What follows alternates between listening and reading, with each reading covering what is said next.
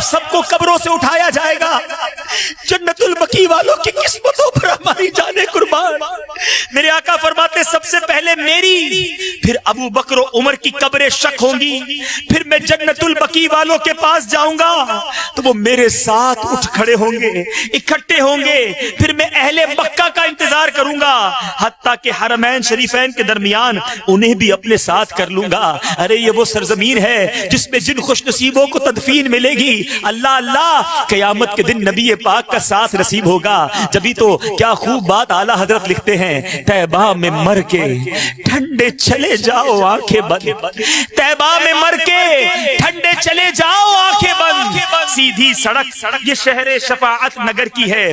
مدینے میں موت کی تمنا فقط ہماری نہیں، بڑے بڑے اسلاف، بڑے بڑے علماء، ان کی زندگی کا یہ خاصہ ہوا کرتا، تمنا یہ ہوا کرتی، کسی اور کی بات نہیں. حضرت عمر فاروق رضی اللہ عنہ کی خاص دعا ہوا کرتی. آپ دعا کرتے اللہم ارزقنی شہادتا فی سبیلک واجعل موتی فی بلد رسولک صلی اللہ تعالی علیہ وسلم. اے اللہ تو مجھے اپنی راہ میں شہادت نصیب کر اور اپنے رسول کے شہر میں موت عطا کر. اللہ اللہ دعا قبول کیسی ہوئی سنو. حضرت فاروق اعظم کی یہ دعا مفتی احمد یار خان نعیمی فرماتے ہیں، سبحان اللہ، فجر کی نماز، مسجد نبوی، محراب نبی اور پیارے آقا کے مصلی پر شہادت نصیب ہوئی اور نبی پاک کے ساتھ روضے میں تدفین نصیب ہوئی. اللہ تعالیٰ فاروق اعظم کے صدقے، ان کی شہادت کے صدقے ہمیں مدینے کے سوا کہیں اور موت نہ عطا فرمائے.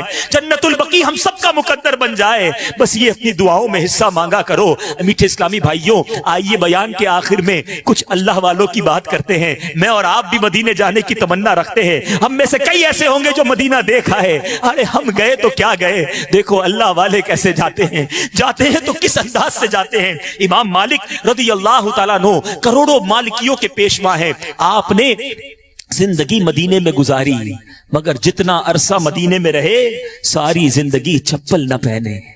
رفع حاجت کے لیے مدینہ منورہ سے باہر تشریف لے جاتے. ایک بار آپ کو تحفے میں گھوڑے پیش کیے گئے، آپ نے وہ گھوڑے واپس کر دیے، اپنے رفقا کو دے دیے.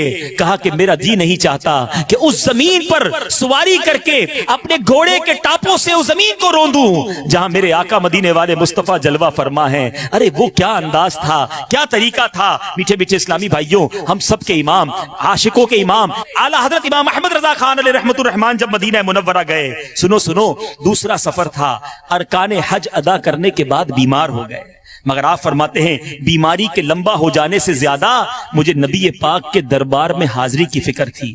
بخار نے شدت اختیار کی، لیکن میں نے اسی حالت ہی میں مدینہ منورہ کا حاضری کا ارادہ کر لیا. مکہ شریف کے علماء کہنے لگے آپ شدید بیمار ہیں اور سفر بھی کافی لمبا ہے، اپنا ارادہ بدل دیجئے، اب مدینہ طیبہ نہ جائیے.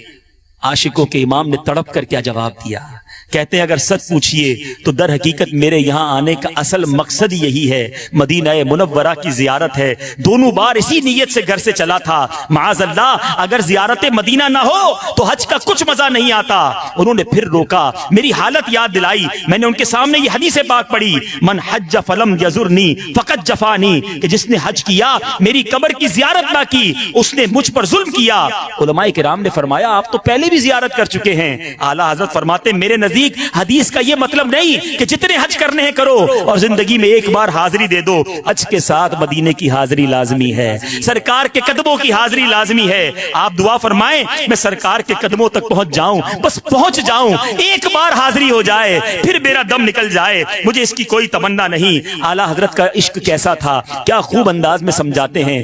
ان کے طفیل حج بھی خدا نے کرا دیے، اس کے طفیل حج بھی خدا نے کرا دیے. اصل مراد حاضری اس پاک در کی ہے. کعبے کا نام